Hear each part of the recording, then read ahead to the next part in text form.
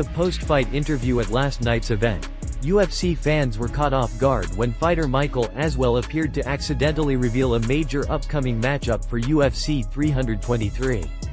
After securing a victory over Lucas Almeida, Aswell took the microphone to discuss his performance, but in doing so, may have leaked the highly anticipated main event set for December. While speaking to the commentator, Aswell mentioned that current flyweight champion Alexander Pantoja is scheduled to face his best friend, Joshua Van, at UFC 323. The problem? That fight has not been officially announced by the UFC. Aswell confidently stated that the bout was already confirmed and expressed his desire to compete on the same card, seemingly unaware that he was revealing confidential information to a live global audience. Almost immediately after the interview aired, the MMA community exploded across social media. Fans on X, formerly Twitter, were quick to react, with one writing, "Definitely not getting on that card now," while another joked, "Dana, bring Joshua Van out here to face off with the champ."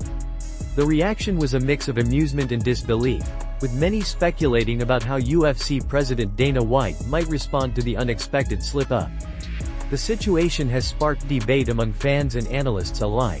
Some believe Aswell made an honest mistake in the excitement of victory, while others think he may face repercussions from the promotion for revealing confidential matchmaking details. It's not uncommon for fighters to know about upcoming bouts before they're made public, but such information is typically kept under strict wraps until the UFC makes an official announcement. Interestingly, a few fans have suggested that the UFC might not be entirely upset about the leak. There's speculation that the promotion could use the unexpected reveal to gauge fan reactions to a potential Pantoja vs Van matchup before finalizing or promoting it. Whether the leak was a genuine accident or an unplanned marketing test, it has certainly generated buzz around UFC 323 and the flyweight division. If the information turns out to be true, Alexander Pantoja defending his title against Joshua Van would mark one of the most exciting fights of the year. Until official confirmation arrives, fans will continue to debate whether Aswell's slip-up was a costly mistake, or a perfectly timed tease that only heightened anticipation for what's to come in December.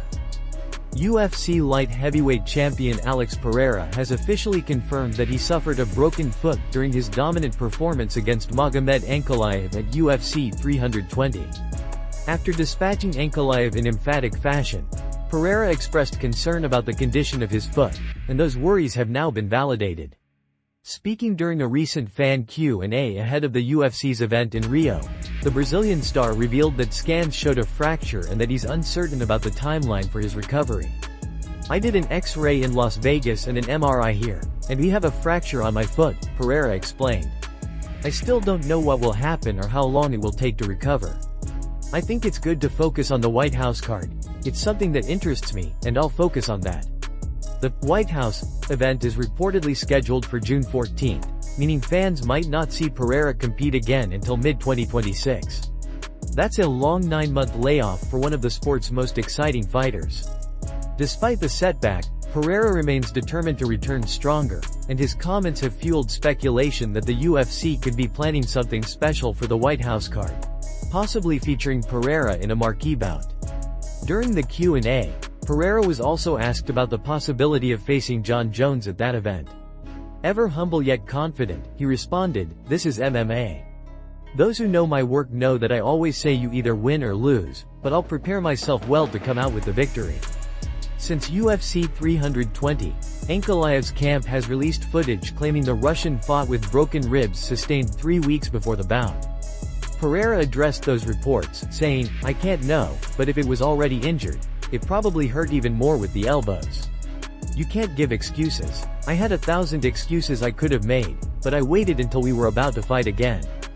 They're already giving excuses to take away my merits." Meanwhile, rumors continue to swirl about potential opponents for Pereira's return. Khamzat Chimaev has publicly called out the light heavyweight king, expressing interest in facing him.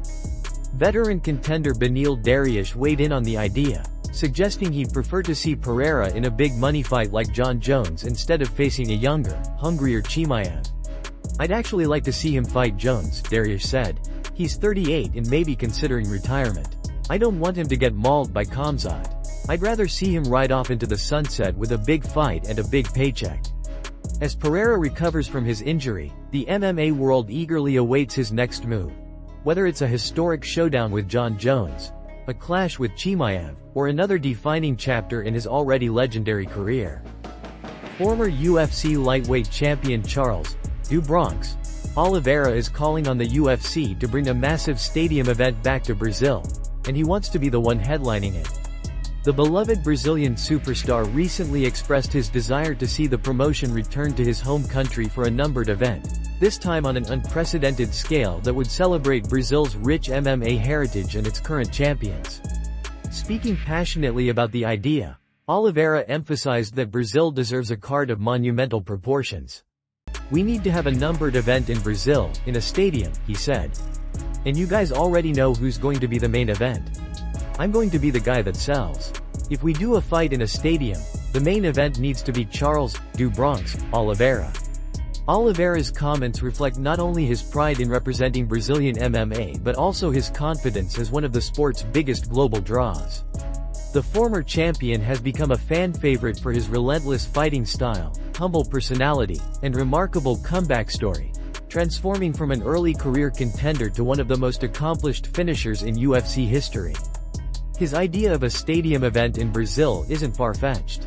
The country has hosted several iconic UFC moments, including Anderson Silva's reign in Rio de Janeiro and the record-breaking UFC 134 and UFC 237 cards. However, a true open-air stadium event would be a step above, a spectacle that could attract tens of thousands of passionate fans. Adding to the intrigue, Oliveira mentioned Alex Pereira, the reigning light heavyweight champion and another Brazilian superstar, as a potential co-headliner. The idea of a card featuring both "Du Bronx" and "Poatan" at the top would undoubtedly make headlines worldwide. The pairing represents the best of modern Brazilian MMA, a mix of heart, power, and technical brilliance that fans around the world have come to admire. A stadium show headlined by Oliveira could also serve as a symbolic moment for Brazilian MMA's resurgence. With fighters like Pereira, Alexander Pantoja, and Davison Figueiredo continuing to dominate, the nation remains a powerhouse in the sport. Whether the UFC will act on Oliveira's request remains to be seen, but his proposal captures the imagination of fans everywhere. A night under the Brazilian sky, with two national heroes leading the charge, could become one of the most historic events in UFC history. And no one would embody that moment better than Charles "Du Bronx" Oliveira. Former UFC featherweight champion Max "Blessed" Holloway has officially responded to Charles Oliveira's recent call-out, and fans are loving it. After Oliveira publicly expressed his desire to face Holloway at the highly anticipated UFC White House card next year, the Hawaiian superstar went live to share his thoughts on the potential matchup, describing it as a fun fight, and teasing fans with hints of what could come next. "We know, bro. We heard the call-out," Holloway said with a grin during his livestream. "Only time will tell now. It'd be a fun one, for sure. The White House card, that's a long wait, but man, that'd be something special." Holloway didn't make any promises about the fight, but his energy and enthusiasm made it clear that the matchup excites him. The two former champions have long been linked by their shared fighting spirit and fan-favorite styles.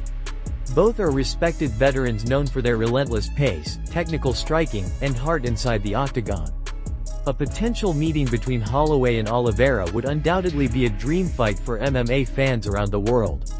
During the live session, Holloway also gave an update on his hand injury, which has kept him sidelined since his incredible knockout victory over Justin Gaethje earlier this year. "My hand is getting better," he explained. "We're just waiting to get cleared for contact work. I haven't really gotten back on the mats yet. I've been doing some strength and conditioning, but that's about it. We'll be back sooner than later." The update brought relief to his supporters, who have eagerly awaited his return. Despite not being fully cleared, Holloway's tone suggested that his recovery is progressing well and that he's eager to get back into full training soon. He also briefly touched on his history with Oliveira, noting that their paths have crossed before. "Me and him have a history," Holloway said. "He's blaming it on some kind of injury from before. I guess now we get to figure it out." If the UFC decides to book Holloway versus Oliveira for the rumored White House event, it could be one of the most high-profile fights on the card.